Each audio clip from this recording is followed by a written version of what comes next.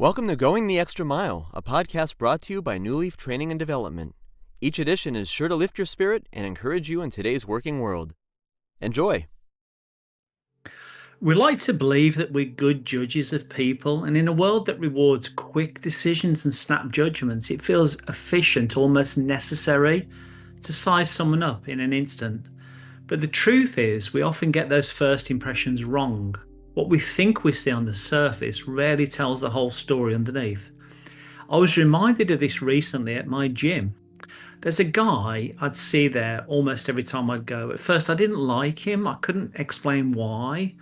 Maybe it was his intensity or the way he carried himself, or perhaps just the way my mind filled in gaps with assumptions.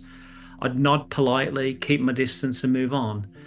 But over time, through small interactions, a quick comment about the workout, a shared laugh about the music playlist, a spot on a tough set, I started to see who he actually was and not who I assumed he was. As I got to know him, he turned out to be genuine, humble, and surprisingly very thoughtful. Somehow, I now look forward to seeing and talking with him.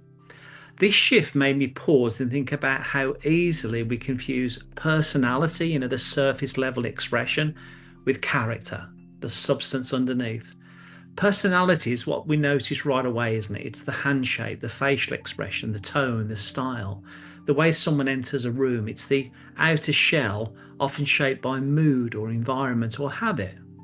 Now, character, on the other hand, reveals itself over time through consistency, integrity, and behavior. Personality is what catches the eye. Character is really what earns trust. This distinction matters even more in professional settings where early impressions can influence collaboration, trust, and opportunity. We meet a new colleague, a vendor, or customer, and instantly, sometimes unconsciously, draw conclusions like they seem difficult, or they're a bit quiet, or they're too confident, or they're not confident enough. But people are rarely that simple. It could take weeks or even months to truly understand how someone works, what motivates them, what stresses them, and what strengths they bring to the table.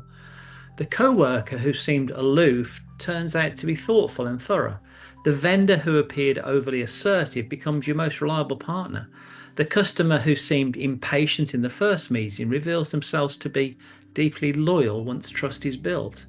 Surface impressions start the story, but they don't finish it.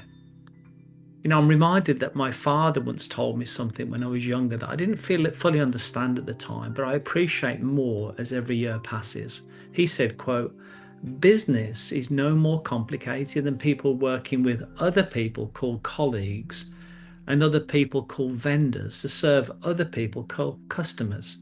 And money, Paul, is just the fruit that falls from the tree when you do it well."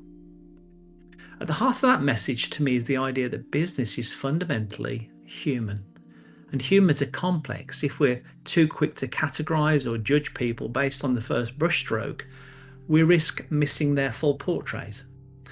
The lesson from the guy at my gym and from many similar moments in my life is that slowing down our judgments creates space for more accurate and meaningful connections. People are rarely who we assume they are at first glance. Most of the time, they're better, more layered, more interesting, more generous, more capable. But discovering that requires patience, it requires curiosity, and it requires remembering that first impressions may be part of the story, but they're never the whole story.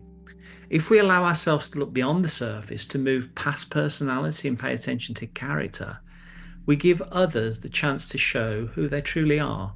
And just as importantly, we give ourselves the chance to build deeper, richer relationships, whether at the gym, at work, or anywhere else. Life brings people together. I hope you found that short story useful, and if you did, feel free to rate, review, and share this podcast. We'll be back next week with another episode, and we also invite you to check out our other weekly podcast, Take 5, an inspiring interview with a leader worth listening to. Bye for now.